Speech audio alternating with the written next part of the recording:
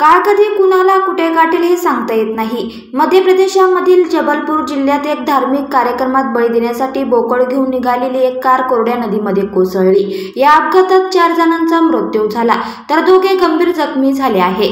आश्चर्याची बाब म्हणजे ह्या भीषण अपघातातून बोकड मात्र वाचले आहे। स्थानिक पोलीस अधिकाऱ्यांनी दिलेल्या माहितीनुसार पटेल कुटुंबातील 6 जण नरसिंहपूरच्या दादा दरबार येथे बोकड आणि कोंबड्याचा बळी देण्यासाठी निघाले होते।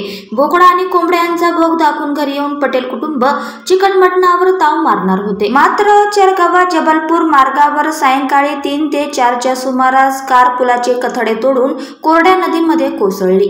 अपघाताची माहिती मिळताच पोलिसांनी घटनास्थळी धाव घेत स्थानिकांच्या मदतीने मदत आणि बचाव कार्य सुरू केले। जखमींना कार बाहेर काढण्यात आले आणि त्यांना जवळच्या रुग्णालयात दाखल करण्यात आले। उंचावरून पडल्यामुळे कारचा चेंदामेंदा झाला होता आणि मृतदेह अडकून बसले होते। स्थानिकांच्या मदतीने मृतदेह बाहेर काढून शवविच्छेदनासाठी पाठवण्यात आले व मृतांच्या कुटुंबियांना याबाबत माहिती देण्यात आली।